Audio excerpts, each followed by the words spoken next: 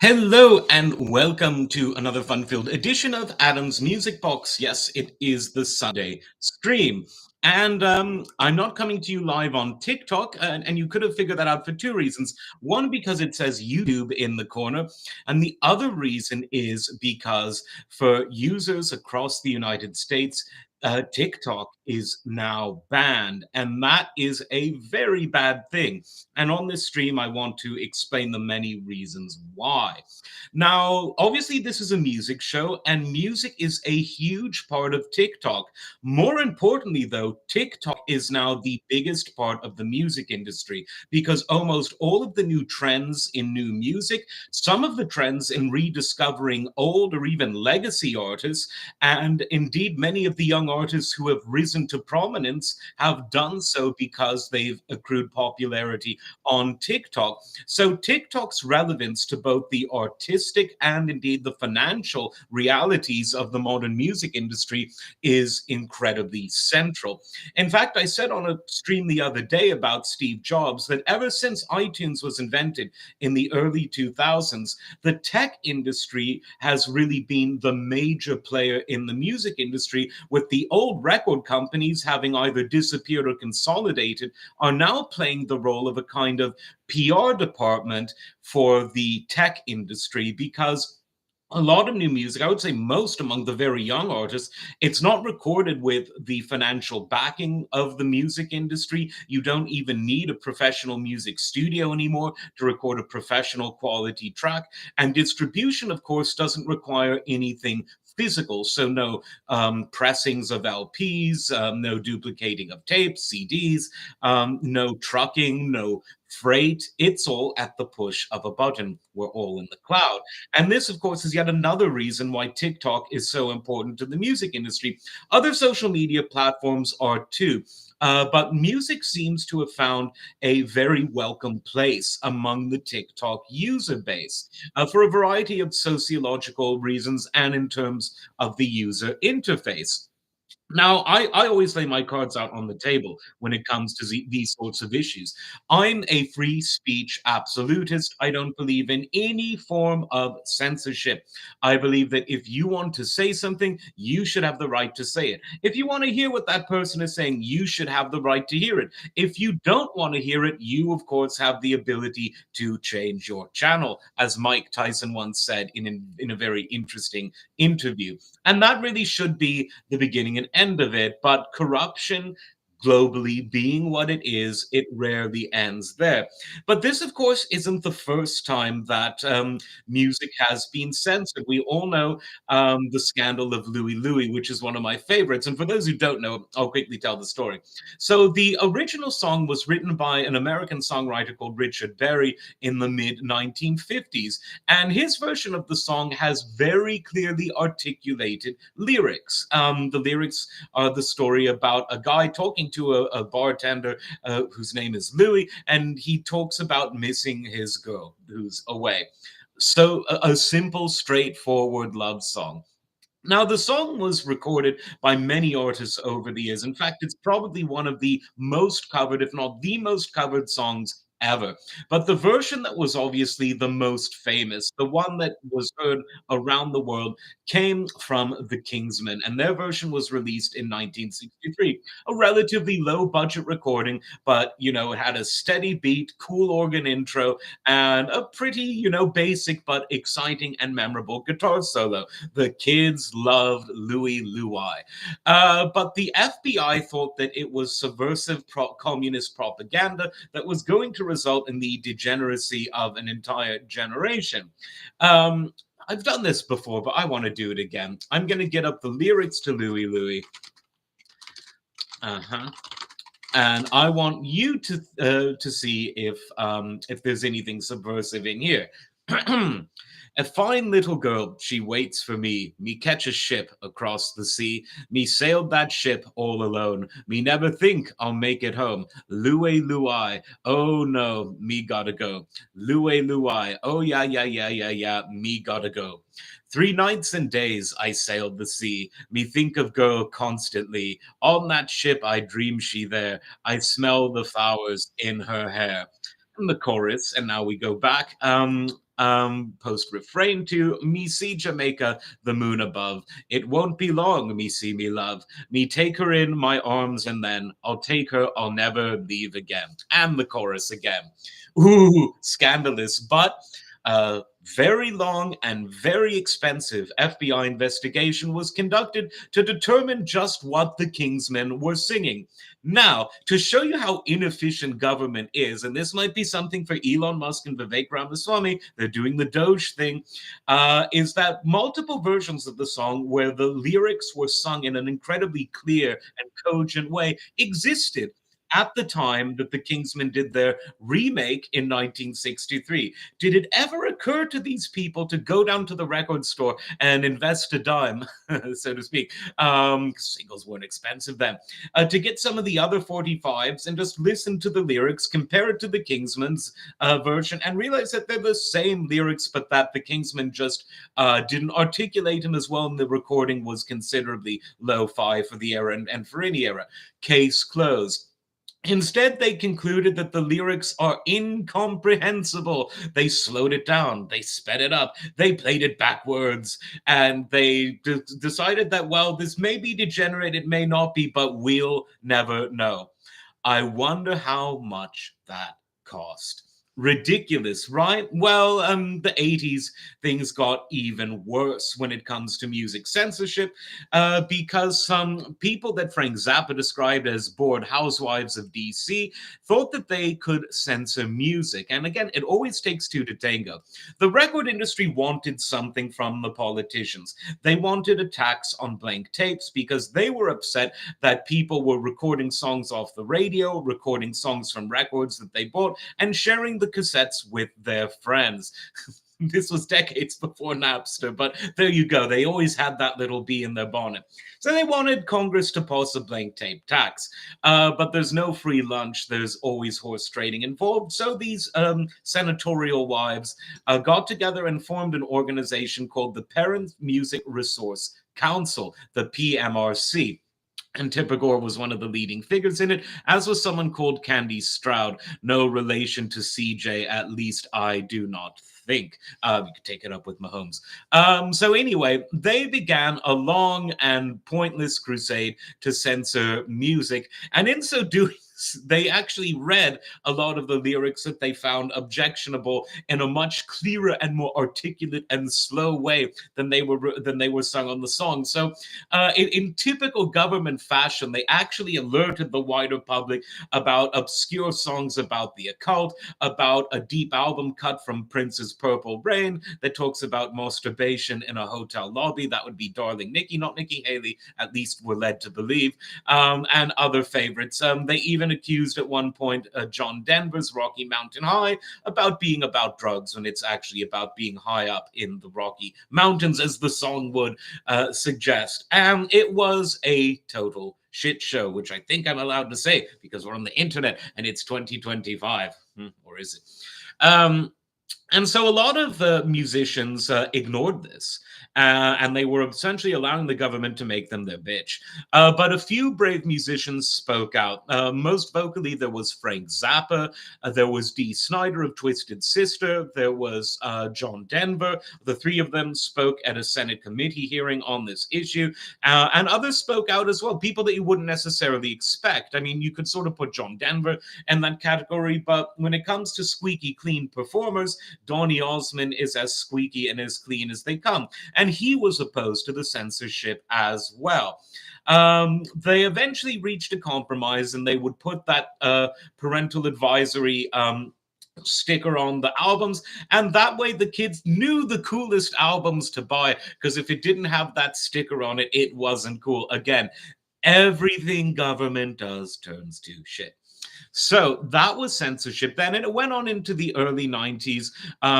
Ice-T was an outspoken free speech advocate, and his song Cop Killer was attacked by an actor who he's actually one of my favorite actors, but he was dead wrong on this. He attacked Ice-T and Warner Brothers Music for putting out this song on the debut album of Ice-T's heavy metal band Body Count, and there was a big scandal, and eventually he agreed to remove the track from the album. album and replace it with a song called Freedom of Speech that he had recorded earlier on a different solo album.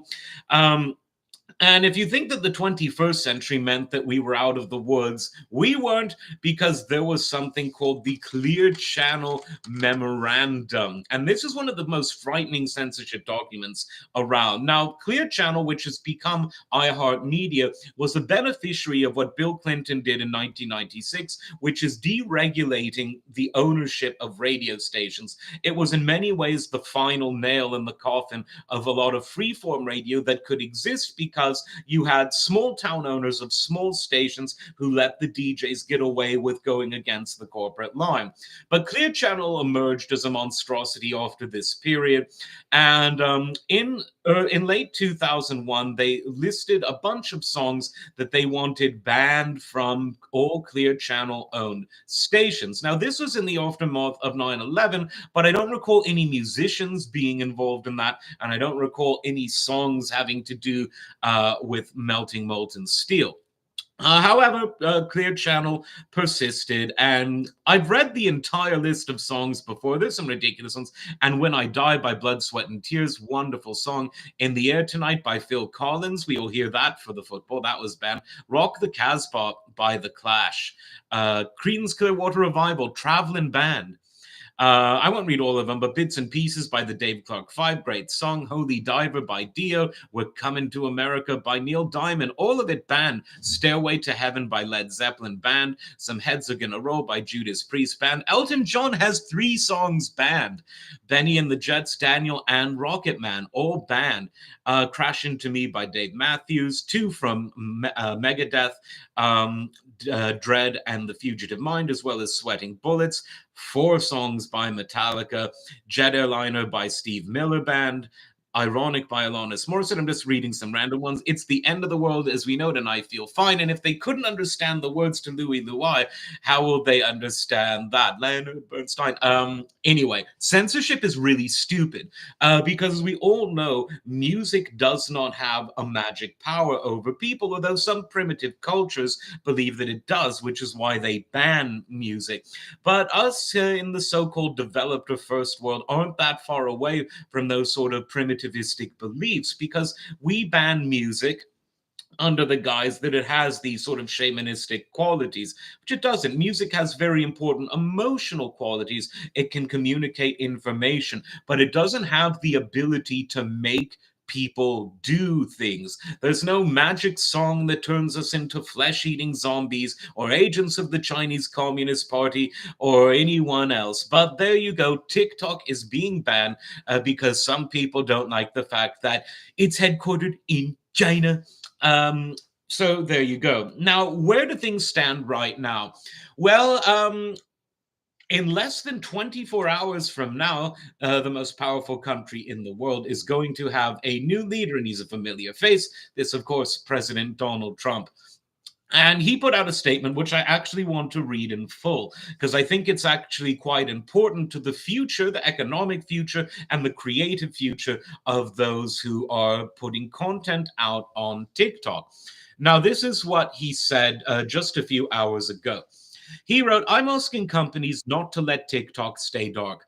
I will issue an executive order on Monday, tomorrow, if you're watching this live, to extend the period of time before the law's prohibitions take effect, although enforcement seems to have already begun, maybe even on a voluntary basis, so that we can make a deal to protect our national security.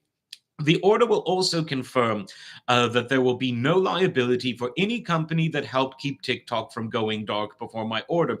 Okay, so what Trump is referring to here are things like app stores, things like ISPs, internet service providers, telecom companies, potentially even operating system owners. So he's basically saying, don't worry, if you allow TikTok to not be blocked, the Trump administration's federal agencies won't do anything to you. I think that's a very strong and good thing to say. Let me read on.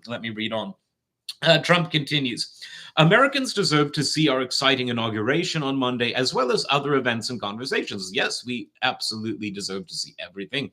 I would like the United States to have a 50% ownership position in a joint venture. By doing this, we save TikTok, keep it in good hands, and allow it to stay up. Without US approval, there is no TikTok. With our approval, it is worth hundreds of billion. I'll say it like him. It is worth hundreds of billions of dollars, maybe trillions.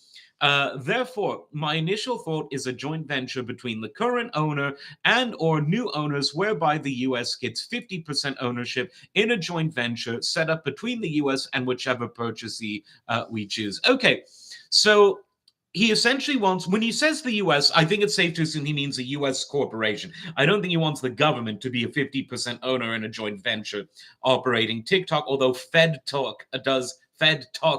does have a certain ring to it. And so that's him. It is the art of the deal. This is the compromise that he wants to reach. Now, why couldn't this have been reached before? Well, some people either really like censorship or they're asleep on the job. And this goes for people in both parties. But, a lot of TikTokers are celebrating what Trump is saying because he's trying to find a solution. And business, like life itself, like the creative process itself, is all about finding solutions. So this is one solution. It seems practical. It seems like one that potentially both sides could agree on. And in fact, TikTok CEO, a man from Singapore, even though several senators accused him of being from China, better get, George Carlin was right about the state of education. He's going, this man, this CEO, is invited to Trump's inauguration. So who knows, maybe some sort of deal will be reached before. But to those who instigated this ban and who began threats of enforcing it, shame on you.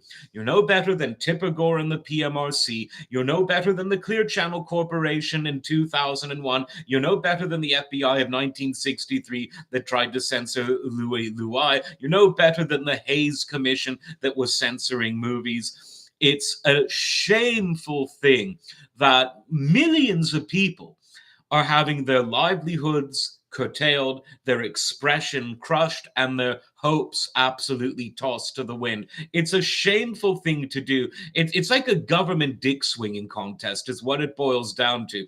And government does like to do that, which is why the smaller the government, the less there is to swing around. If we want to explore those metaphors any further.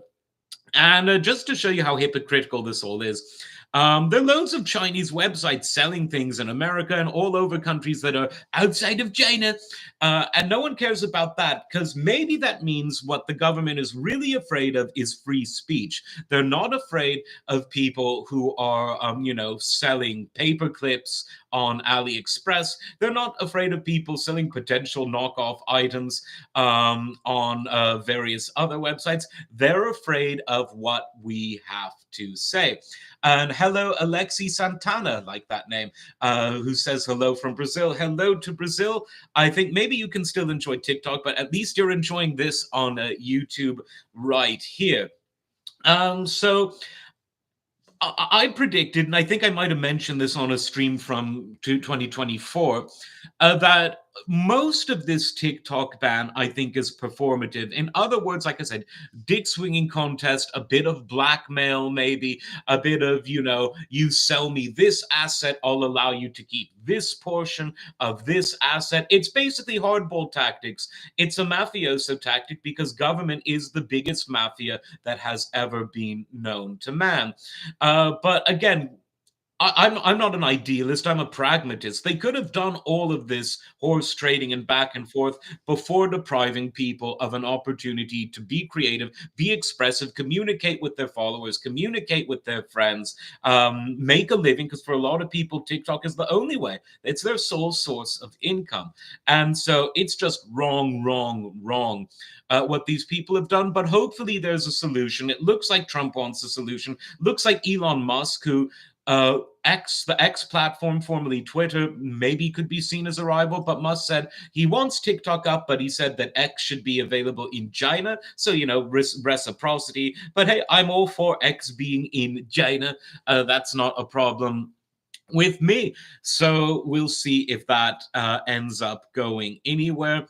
But what this should teach everyone is always be vigilant about censorship, and don't wait till the sort of guillotine blade of censorship comes down on you or your friends before speaking out and using your peaceful demonstrative rights to tell the people in power that this is wrong, and that you want to not only use your rights, but you want to enjoy them in peace without the threats of blackmail and without the threats of coercion. Without this, I don't see what the point of anything is, because without freedom, everything else is an afterthought. Alexi here says, here in Brazil, fortunately, we have a progressive government at the moment, and TikTok is still intact. Glad to hear TikTok is still intact there. Um, I want everyone to have access to everything, because at the end of the day, people who censor it's the ultimate sign of disrespect. It's the ultimate sign that they don't trust you, that they think that you're a baby. They think that you're not mature enough to know the difference between fact and fiction, between artistic surrealism, realism, and all of the other archetypal genres that we have. They think that you cannot handle the facts. And there's actually a quote I want to get up here. This is live. This is live streaming, folks. So I'm going to try to find this quote because it is a very important one, possibly the most important quote on this subject ever. So sing a song to yourself. Check to see if your TikTok is up.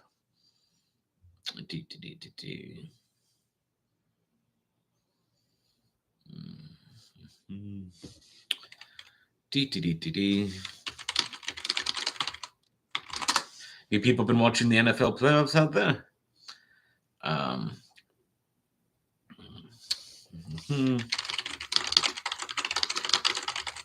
Don't worry, folks. I'm not censoring myself. I'm just trying to find this quote. Here we go.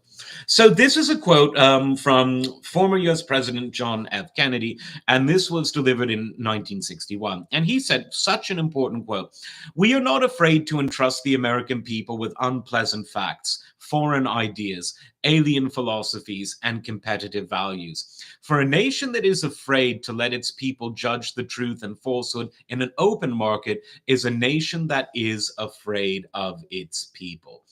Now, if that doesn't just say it all, I do not know what does. So remember that when someone is trying to tell you that censorship is good or healthy or necessary, it isn't. It never is. You've got to have freedom. It doesn't matter if you're on the left, on the right, in the middle, black, white, brown, purple, green, whatever. None of it matters unless you've got freedom. I don't care where the freedom comes from, I'll take it. I don't care where the anti-freedom comes from, I will oppose it. So to all of you TikTokers out there, good luck. I love you. I think you're going to win this one. I think you're going to be back in business and back doing what you love. And I would hope that you would say the same thing if my humble channel were ever to face that same level of censorship. As always, like, subscribe, and we will see you next time. Take care.